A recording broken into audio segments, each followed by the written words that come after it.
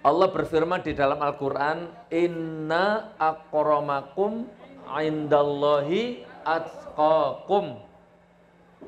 Iku artinya apa? Artinya apa?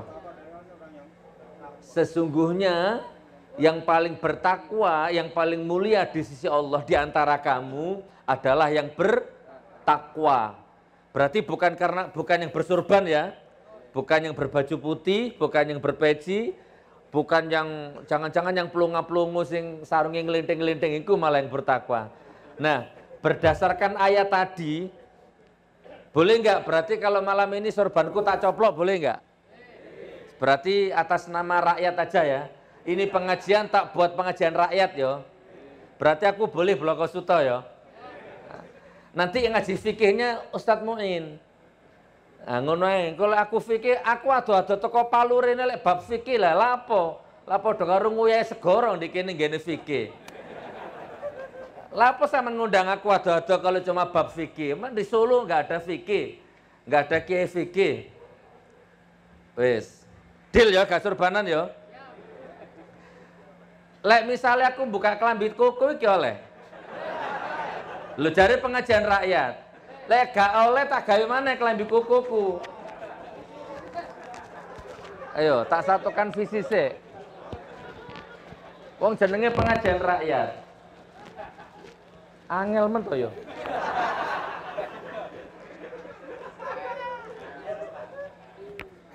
Boleh enggak? Lek oleh tak terusno. Nah, cekelno Mas, cekelno Mas. Cekelno sik Mas. Nah. Iki dudu gak sopan wong izin kok. Enggak.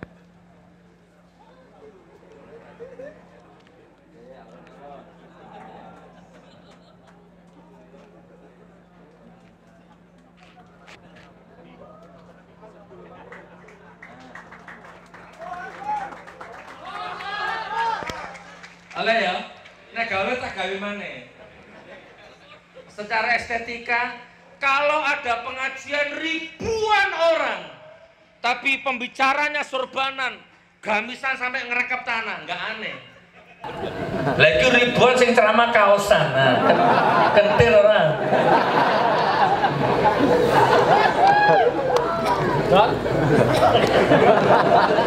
Napa wacana ini? Haram memilih presiden munafik. Iki dudu Pak Jokowi, kok awakmu suudon Pak Jokowi itu terserah. Sopo sing munafik pokoknya haram dipilih. Bapak Prabowo, Bapak Jokowi terserah. Pokoknya prinsipku haram memilih presiden yang munafik. Tak terus no, kawasan ya? Ya. Pasang ini apa ya? Alhamdulillah, wis siap-siap kentir. Nah, ngene lho enak, wis gak atik beban wis, nggih. Alhamdulillah. Wis ngomong apa aku iki?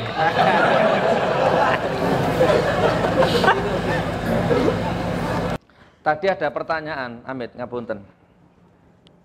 Amit nggih.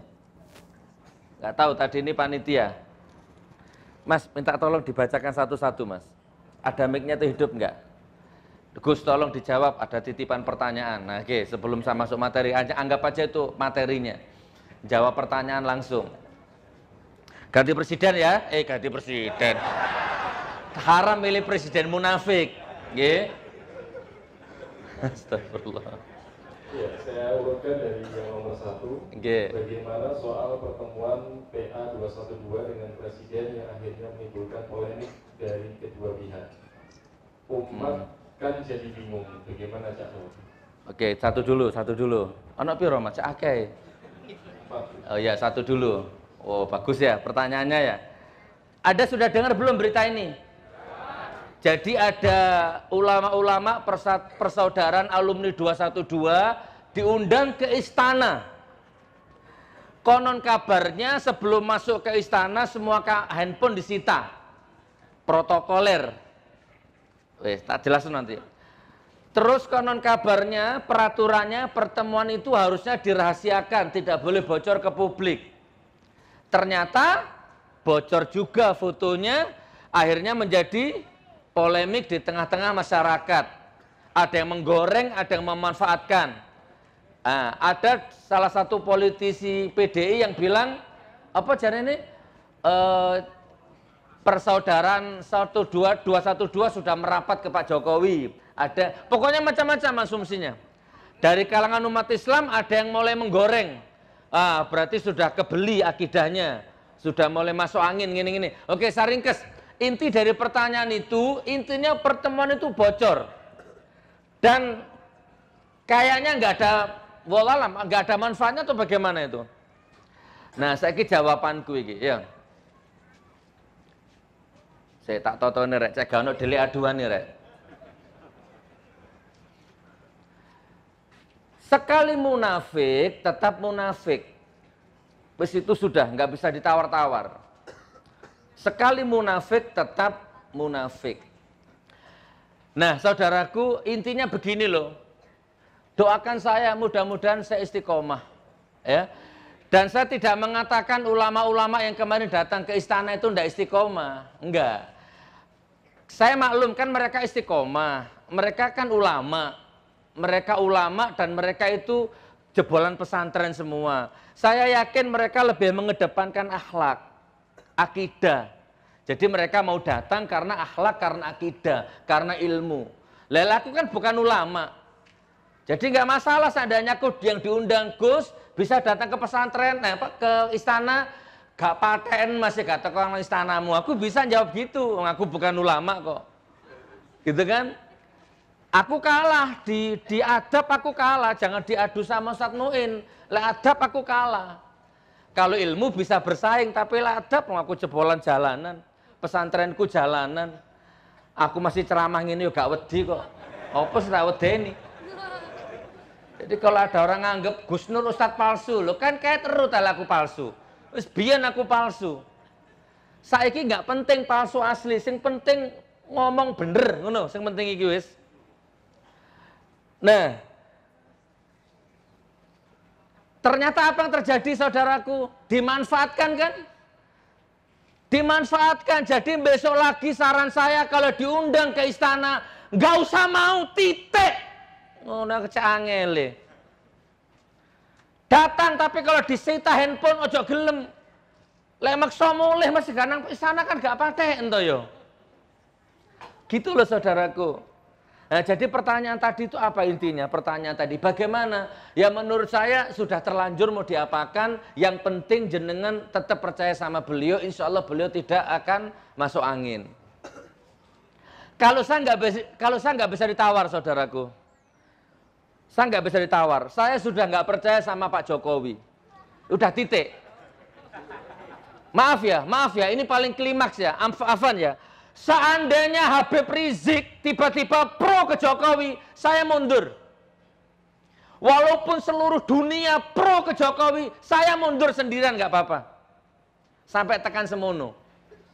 Jadi jangan dipaksa kalau saya untuk percaya Pak Jokowi itu. Masa kalah sama emak-emak? Ada emak-emak ngomong gini di WA itu. Jangankan ganti presiden, ganti suami loh saya mau. Kalau sampai suamiku jadi cawapres. Lek bojoku nyawapres pro sama Jokowi ganti suami. Mosok kalah mbek iku aku rek. Itu, Pak. Gitu. Jadi yang live ya, Pak Jokowi, aku membencimu karena Allah. Lebih baik dibenci karena Allah daripada dijilat-jilat orang-orang munafik itu. Nanti kalau Pak Jokowi sudah tidak jadi presiden, baru ketemu boleh, makan boleh, ngobrol boleh, terserah. Habluminan nas. Lek saya jadi presiden ngene wis ojo. Dibayar 1 triliun untuk foto moh aku. Foto tok 1 triliun moh. Demi Allah. Apa maneh nang istana, amit-amit jabang bayi. Ini ngomong ini bukan mecah belah umat saudaraku ya, ini namanya kedaulatan. Monggo Kiai Muid, siapapun Kiai-Kiai Solo, nanti kalau diundang ke istana, ini zamannya fitnah, masa-masa kampanye ini lebih baik jangan, nggih. Nggak usah sudah. Masya Allah, iki apa kok mati rek? Kok sabotase? Masya Allah. Saman gue kaos piro cara tuh? Ada, piro? 10, langsung teko 1000. Sik, ya wes gak apa-apa ya, diterusno ya, Masya Allah.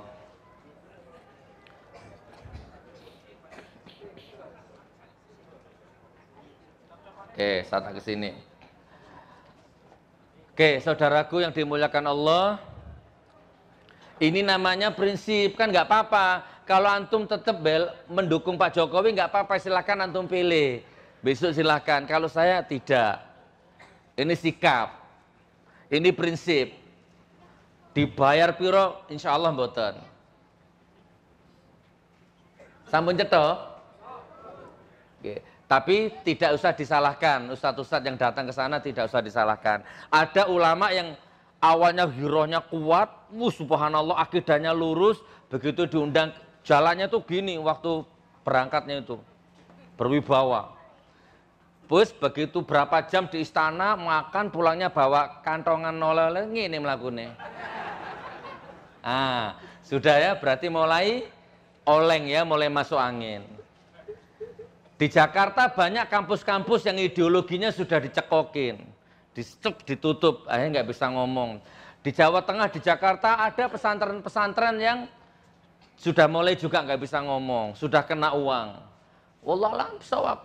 Kan saya boleh ngomong seperti ini, bukan menebar kebencian, bukan. Ada kiai diundang ke istana nggak mau, tapi anaknya disuruh datang lah, podo ae. Nggak teli ngono iku. Iki ilmune arek cilik iku. Abine alasan gak teko, anake sing dikirim. Gus, anak kiai yang diceluk Gus. Pulang-pulang bawa amplop. Sudah, itu banyak seperti itu. Dan saya nggak maido, nggak nyalahkan karena duit itu manis. Duit itu hijau. Pun sekarang lagi rame bagi-bagi sembako. Jenengan karena ngundang saya berhak ngomong ya. Demi Allah, kalau jenengan mau umat Islam bangkit sesuai judulnya, jangan terima sembakonya, jangan pilih orangnya. Lalu nggak milih orangnya tapi masih terima sembakonya, berarti Anda munafik berarti. Piro sini beras iku rek, 5 kilo 5 liter loh, dipangan sehari habis, besok di akhirat disapu berat loh. Bener. Apalagi kalau bantuan langsung lempar. Ya, kalau dulu PSBY BLT ya, bantuan langsung tunai. Ini sekarang BLL, bantuan langsung lempar. Nah, lek ono bantuan langsung lempar, cekeren lempar no balik dan DE, ngono lho ya. Tak ajari sampean, tak ajari kentir. Ya Allah, gila nih saudaraku. Mana bisa bangkit umat Islam kalau hanya kelihatan sembako aja kok kayak gitu. Ini masa kampanye, hati-hati. Kalau memang ada orang baik di Solo, ya di sini yang layak jadi umaro, dukung. Hei Fulan, engkau layak jadi pemimpin. Engkau akan aku dukung jadi pemimpin.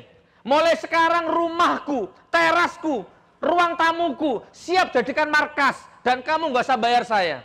Bahkan aku akan investasi waktu, tenaga, pikiran untuk membantu dirimu. Sudah waktunya orang Islam itu seperti itu mentalnya. Jangan cari uang di politik, Pak. Jijiki, Pak. Gila nih.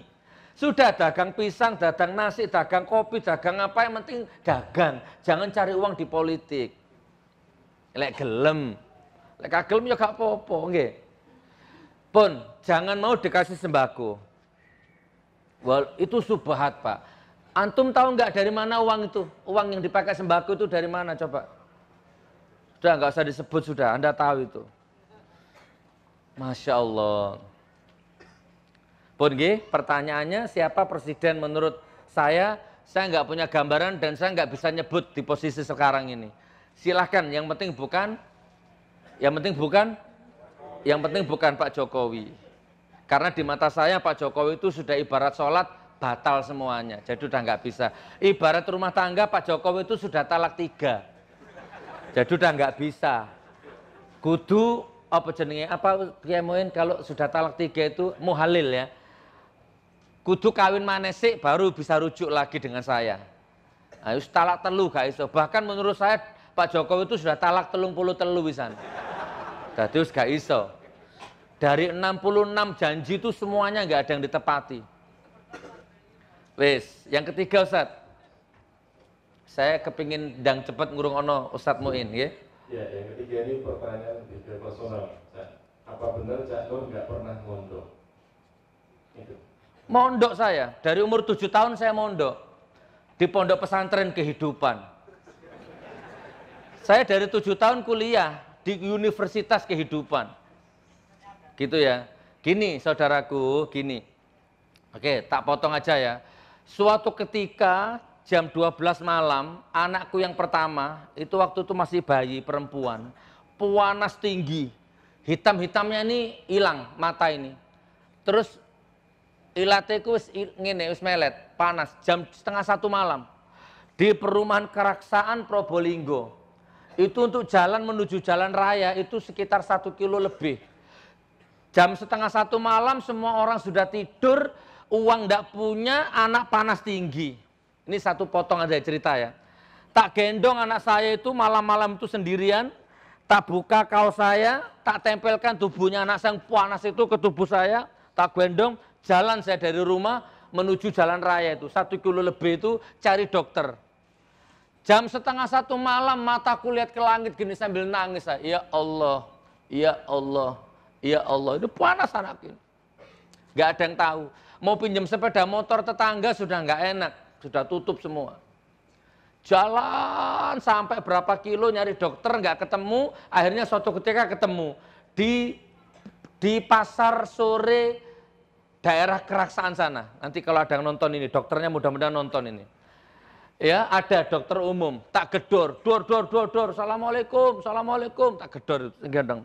Nggak lama kemudian ada dokternya keluar pakai baju tidur. Emosi ke saya, marah, malam-malam gedor-gedor pintunya orang. Terus tak buka selimutnya anak saya, Pak, ini anak saya, Pak. Tolong Pak, anak saya panas Pak. Dilihat, bawa ke rumah sakit, kanker otak itu. Langsung ditutup, balik lagi dia. Astagfirullah. Oke, saya potong ceritanya ya. Waktu itu saya ibarat orang itu dimakan sekarang itu masih nyari sekarang. Besok apa katanya besok. Nah, Ustadz Muin, hidayahku tuh masuk di saat aku posisi seperti itu.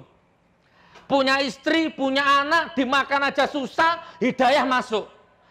Dalam kondisi seperti itu tidak mungkin saya mondok Pak. Tidak mungkin saya ke pesantren, kali renang aku mondok. Orang itu begitu cara. Coba angkat tangan, jujur. Siapa di ruangan ini yang pernah mondok? Angkat tangan. Yang pernah mondok. Berapa tahun Mas? 7 tahun. Sekarang punya pesantren nggak? Loh 7 tahun kok nggak punya pesantren? Punya santri nggak? Loh coba. Ada lagi yang lebih lama 7 tahun. Ada lagi yang pernah mondok. Di dunia ini banyak orang jebolan pondok jadi maling ada kok.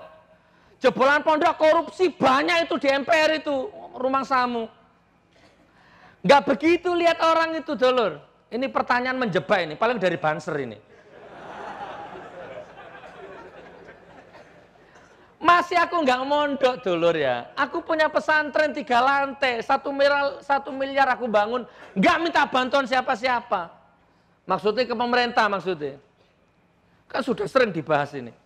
350 sekarang santrinya, tak gratiskan semua. Kemarin dikasih uang sama Mabes Polri, tak tolak juga. Mau dikasih sajadah, karpet tadi, tak tolak juga. Walaupun bukan jebolan pesantren. Nah, apa bener Gus Nur gak pernah mondok? Katela apa kan masuk gak mondok? Katela apa? Lek protes-protes yang Gusti Allah kan. Masya Allah. Jadi hidayah itu masuk ke dalam diriku pas kondisiku seperti itu dulur. Dimakan aja susah. Masa mau mondok saya? Nah tapi saya ketika dapat hidayah Ustadz Muin ya, saya langsung bikin majelis taklim Samudra Hikmah. Nanti keluar buku biografiku nanti. Saya bikin majelis taklim zikir Samudra Hikmah. Setiap Rebo 1 minggu sekali aku bikin pengajian. Itu ceritanya saudaraku ya. Setiap minggu aku ngundang penceramah. Setiap minggu ngundang penceramah. Perhatikan. Dimakan saja susah, tiap minggu ngundang penceramah, bayar sound system, ngamplopi penceramahnya, ngamplopi kiroatnya. Dari mana uangnya? Tiap hari, tiap minggu itu, dimakan aja susah. Dari situ saya mulai berjuang. Akhirnya saya rekrut Ustadz Karim, Takmir Masjid Agung Probolinggo, Ustadz Samsul Ma'arif. Anda kalau lihat YouTube dakwah kubur Gus Nur, itu di belakang saya itu tim dakwah kubur, itu ustadz semua itu. Disitulah saya belajar, saudaraku. Itu guru saya semua itu. Ustadz, saya mau jadi pendakwah, saya mau jadi mubalik, tapi ilmu saya kosong, tolong dampingi saya Ustadz. Jadi ada 5 ustadz, itulah guru saya. Ustadz Karim, Ustadz Samsul, Ustadz Imamuddin, Ustadz Darudin, Ustadz Sahrawi, orang Probolinggo semua. Itu guru saya. Saya belajar sambil jalan, menyelam sambil minum susu. Tuh ya. Terus kemudian, nih tak lengkap no cerita nih. Di Keraksaan ada Ustadz kondang namanya Ustadz Ahsan Basori. Nanti di searching di Google. Tahun 95 sekian itu terkenal Ustadz itu. Ustadz Ahsan Basori, mubalik kondang. Probolinggo, Keraksaan, Jawa Timur, lah sekitarnya itulah ya. Ustadz Ahsan Basori ini punya adik cantik namanya Siti Umami, perawan ting-ting. Ya, ustadzah jebolan pondok pesantren Zainul Hasan Genggong. Nah, adiknya Ustadz Ahsan Basori ini menikah sama abahku. Abahku rondo rek, tapi oleh ting-ting. Hah? Oh iya, abahku duda. LGBT lah. Abahku duda, dapat istri, Ustadz, adiknya Ustadz Ahsan Basori. Aku belajar agama lewat ibu tiriku itu. Itu guruku. Aku belajar agama lewat Ustadz Ahsan Basori itu. Itu yang tertulis, yang terdata. Sisanya, ya Allah, kalau Anda tahu saudaraku ya, kitabku ini hamparan bumi yang tanpa batas ini kitabku dulur. Semua bisa jadi guruku. Ustadz mungkin jadi guruku sekarang. Jadi pertanyaan itu pertanyaan mental tempe itu. Itu pertanyaan ecek-ecek, nggak melebu. Subhanallah. Ayo didu ayo. Yang mondok 10 tahun. Ayo, ada kiai procot oek mondok apal kitab kuning. Dapat wakaf tanah itu di Medan, mangkrak tanahnya nggak bisa bangun pesantren. Kenapa? Ilmu agamanya kuat, skill cari uangnya nggak bisa. Gitu cara lihat hidup itu dulur. Ya ayuhan nas inna khalaqnakum min dzakari wa untha wa ja'alnakum syu'uban wa qabaila lita'arafu. Memang sudah saling melengkapi hidup itu. Aku punya sesuatu yang Ustadz Muin nggak punya, Ustadz Muin punya sesuatu yang aku nggak punya, dilengkapi digadukno. Pun tak singkat, apalagi saudaraku, mudah-mudahan 9:30 ya. Yang ketiga, yang keempat. Cak Nur, saya sering ikuti sosial medianya Cak Nur, fanpage sama YouTube. Kenapa banyak yang nyinyir ke Cak Nur? Ndak banyak. Coba lek takon niku ojo ngene rek, langsung nyekel mic depan ngono lho. Dadi aku rukun takon lewat tulisan. Itu rata-rata yang nyinyir itu akun palsu. Pertama, akun palsu. Coba siapa ngikuti dunia maya media saya? Siapa ngikuti? Coba dilihat itu rata-rata akun palsu. Yang pertama ya. Yang kedua itu pasti Ahoker. Pasti Jokower itu. Ya. Udah itu udah bisa ditebak Ustadz ya, nggak usah dibahas lah masalah itu ya. Dan rata-rata akun palsu semuanya. Ngini lho dulur, ini live ya. Kon lek gak seneng karo aku, temonono rek. Gus, aku ndak seneng karo awakmu, aku mau ketemu dirimu tapi aku nggak punya tiket. Tak transfer tak tukono tiket, temonono aku. Ya apa karepmu ayo. Gitu saudaraku ya. Dulu aku siap mati demi jahiliyah. Sekarang demi tauhid apalagi, lebih siap lagi insya Allah. Udah nggak usah direken, itu akun palsu itu. Oh cocok dikini wong iki. Umat Islam bangkit, Masya Allah. Umat Islam bangkit ya. Nanti yang sisanya selanjutnya biar cepat.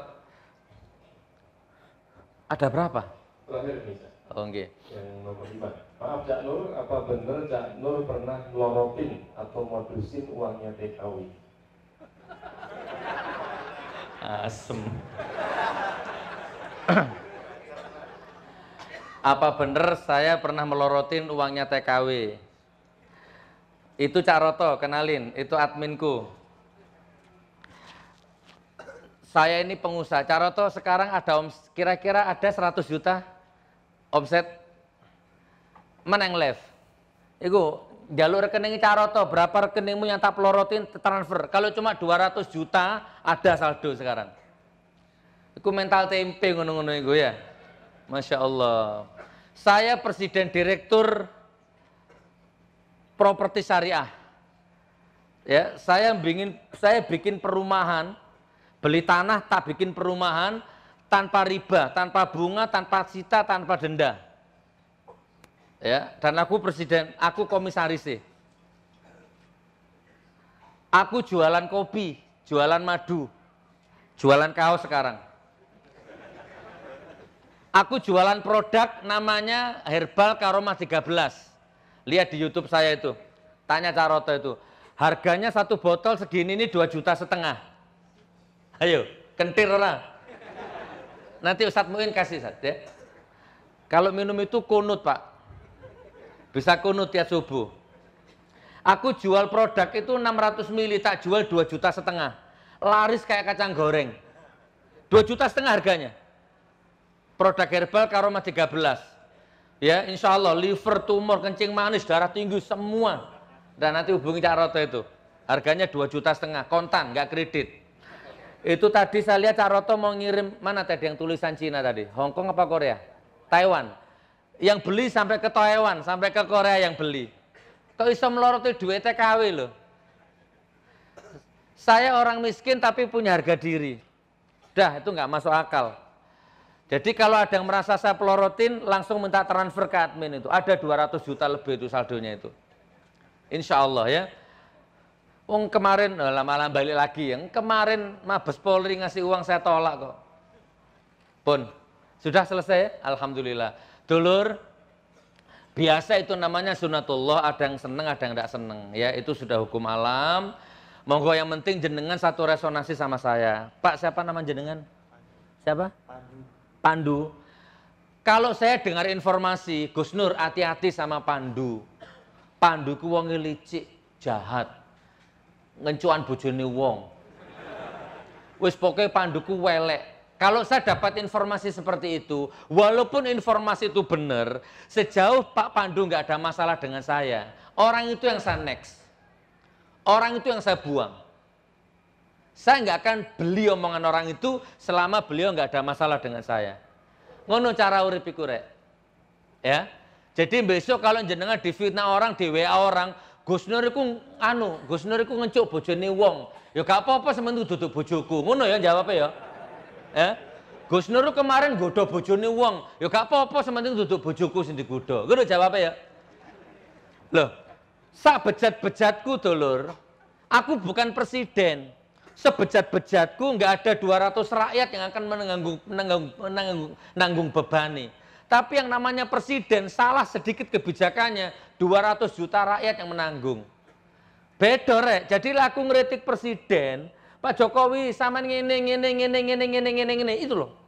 Karena Pak Presiden ya ada 200 juta lebih rakyat di belakang beliau. Lele awakmu ngeritik aku gini apa untungnya? Aku manusia biasa bukan malaikat. Gus Nur kamu mantan bajingan, iya kate lapo kon. Gus Nur kan mantan tukang copet, iya kate lapo kon. Apapun yang kamu jual tak beli, kan gitu ya. Apa mana lek awakmu PKI, tak kontani langsung. Barakallah ya, jadi umat Islam bangkit, jenengan jadi umat Islam yang bangkit, punya harga diri, jangan terima sembakonya, jangan pilih orangnya. Kalau jenengan tanya ke saya, tunggu komando Imam Besar Habib Rizik. Yang penting jangan pilih presiden yang munafik.